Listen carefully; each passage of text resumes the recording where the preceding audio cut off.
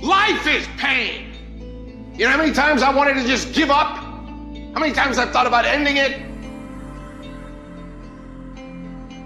Life is hard. Easy, it's not an option. But it's worth fighting. It's worth believing. It's worth giving yourself a chance. It's worth mustering yourself up, standing up inside yourself. It's worth fighting relentlessly, never giving up. It's worth fighting a good fight. It's worth being around motivated, positive people. It's worth being up-tempo. It's easy to have faith and feel good when you're feeling good and you have no pain and your bills are paid and you got a clean bill of health from the doctor. It's easy to be motivated then. But when that's not the situation, it's hard. When you look in the mirror and you don't see the person that you once saw. It's hard. I know it's hard, but do it hard. You got to go all the f in. When there's a will, there's a way, and there's always a way. When you're committed, you don't care about the facts. You don't care about the odds. You don't care about the opinions of others. The only thing you care about is making it through to the other f***ing side. No matter what it takes. You just got to keep searching, keep fighting, keep hammering, keep failing, keep trying, keep getting back up again, and stop at nothing to reach it. You gotta have mental toughness. You don't give up on me. You don't quit on me. You man up. You woman up. You get your life back. You get your family back. I need you to have mental toughness. When you come up against that thing, you gotta outlast it. And you gotta already have made up your mind before you get to cancer. You gotta already have made up your mind before you get to that exam. You gotta already have made up your mind when you're talking to your husband, when you're talking to your wife, when you're talking to that sickness. You gotta look at it before you even get to it. So don't you ever give up. You get to make a choice. Is failure going to break you, or is failure going to make you? You get to decide. Failure doesn't. It's okay to fall.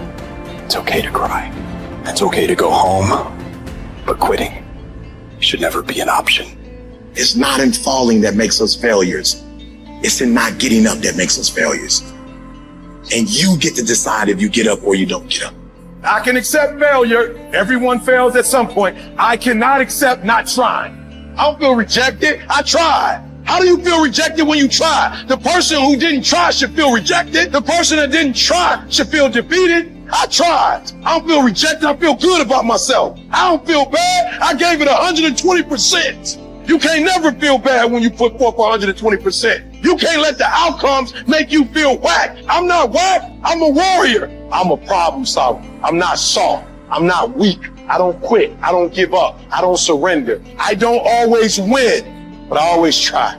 When you believe with everything in you that you are destined for greatness, you will find a way. You turn a tragedy into a triumph, despair into repair, pain into gain, adversity into prosperity. You have to know that this thing is going to work. Come hell or high water, whatever it is that I set out to do, it may not happen in 6 months, it may not happen in a year, it may not happen in 2 years, but at some point, my dream is going to become a reality. I think about my why. I can't quit. I can't stop. I can't get tired. I can't give up. I can't give in. My mama counting on me. My wife is counting on me. When you ain't got nothing left in your tank, you got to think about the people in your life that you're doing this for. And then if you could think about them, you could go one more mile. You could go one more day at work. You keep going. You keep studying. You keep writing. You keep singing. You keep rapping. You keep boxing. You keep fighting. You keep dribbling. You just keep on keeping on. And if you persevere, every storm that's come, it will pass.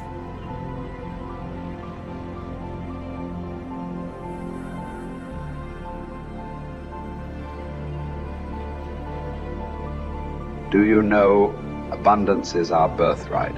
Abundance is our birthright, and everywhere you look, you see abundance. Everywhere you look. There's an abundance of leaves on the trees. There's an abundance of snow in the ground. There's an abundance of water in the universe. There's an abundance everywhere you go, and you and I have the ability to create an abundance. Now you take nothing with you, you'll never own anything. You arrive with nothing, you're going to leave the same way. It's like somebody said, you come in with no hair and no teeth, no money, that's the way you leave. But while you're here, you can enjoy an abundant life. You can have all of whatever it is you want, but you have to earn it. Now, what would abundance be in your life? What would abundance be? To one person, it may be different than to another. But understand this, it all starts in our mind. Most people are letting what they have now control how they see themselves. They let their bank account control them. They let the friends they have control them. They let their conditions or circumstance control. That's not where we want to go. We want to go inside. Everything starts from the inside out.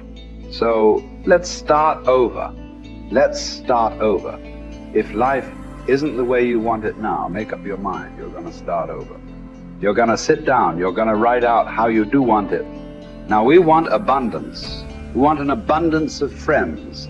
We want an abundance of money. We want an abundance of all the good things in life that make us more comfortable and have us enjoy life to a greater degree. And you know, we can have it, but we've got to understand we can have it. We've got to understand that we have infinite potential locked up within us. We've got a marvelous mind. We can think anything we want. You know, Viktor Frankl spent the war years in a concentration camp. And he said, regardless of the intellectual or physical abuse he was subjected to, no one could cause him to think something he didn't want to think. All the great leaders, all down through history, they have been complete, unanimous agreement. We become what we think about. Well, don't think lack and limitation. Think abundance in whatever you want. See yourself with plenty, with abundance. Hold the image and then just think, how can I get this? By continually seeing yourself with it, the way to get it will start to come to your mind. You will attract whatever you need because you're getting on an abundant frequency and it'll all start coming into your life. As you move towards it, it'll come towards you. Abundance, it's your birthright. You've got to decide on it. Enjoy it. You know, if you can survive the temporary pain in your life, and all pain is temporary, if you can survive the temporary, on the other side of temporary pain, you meet another version of yourself, another insight about yourself. And that's why it's so important to grow as a person, because the more we grow and become a new person, we can help those that used to be like us. And that's why you and I are so addicted to growing and learning, and we're curious, because if you used to be a broken person and you no longer are quite as broken, you can help broken people. If you used to be broke financially and you no longer are, you can help people. Whatever you do for a living, at one time you didn't know about it and now you do. You can help those who need to know about it. And so you're immensely qualified if you understand the power of doing one more. 95% of people have an operating system in their mind where they operate out of history and memory. 5% of humans operate out of vision and imagination. So the reason we're so much happier, I believe, when we're children is we have no history and memory. So we operate out of imagination and dreams and vision. But at some age, some people it's 5 years old, some it's 8, some it's 18, some it's 28.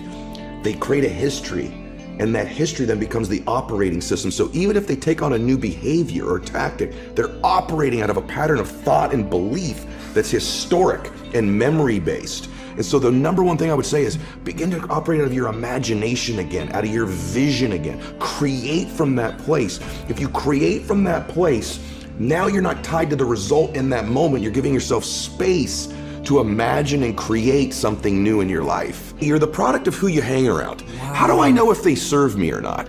Here's one way to just deduce this, because they could be beautiful people who care about you, and they might even support you. But when you're with them, what are you ever have those friends you're with them, you're like, you remember when, you remember that party, remember that thing? Yeah. And if your friends are constantly bringing you to the filtration system of memory and history all the time, think this through. How often are those friends saying, hey, what are you working on now? Where are you going? What's your vision? What do you want to create? And maybe that sounds hokey, but you and I have both our friends have the most amazing histories, and you can't get them to talk about them. No. You have to work, because what are they still doing? Yeah. They're talking about now and where they're going. Yeah. Their viewpoint in their life is being present and having a vision for the future. Yeah. A formula for misery, a formula for lack of creativity, lack of productivity, is constantly being history and memory. Even if it's good, it doesn't serve us. And for most of us, it's not good. And we keep living from it or trying to move away from it. Create a new future. Don't move away from the past. Create a brilliant, imaginative, curious, vibrant vision for your life. Love for something is in the present moment also, right? Love is not just for the past. And it's funny how important one day is, man. When my dad got sick, my dad got cancer. When he first got sick, he goes, hey, my dad was a dude. He goes, look, I'll fight this one time. Okay, I'll do your little chemo and your surgery, but I'm not gonna pour poison into my body. I'm not gonna lose my hair. I'm not gonna deteriorate. I'll give this thing a shot once. If it doesn't work, I'm out. That led to 8 years of him fighting it. Chemo, radiation, proton therapy, surgery, chemo, experimental chemo, and he did lose his hair and he was in pain. And I'd say to my dad, I say, Dad, you're suffering so much. You said you wouldn't suffer. He said, no, Eddie, I'm in pain, but I'm not suffering. I choose not to suffer. And I'm not suffering because I get to see my grandkids again. And I said, Dad, why are you doing this? And he said, you only understand the power of one day when you're threatened with never having another one. I'll do anything for one more day. Get to be with you one more time. Give your mom a kiss one more time. Maybe I'll see one of my granddaughters get married. And he goes, I'll do anything for one more day. And when we begin to think of our life that way, the power of right now and having one more moment and one more minute is so beautiful. It's so blessed. It's so big. It's so amazing. Why would we spend that minute in history? Why would we spend that minute in the past when we could be fully present and creating the future?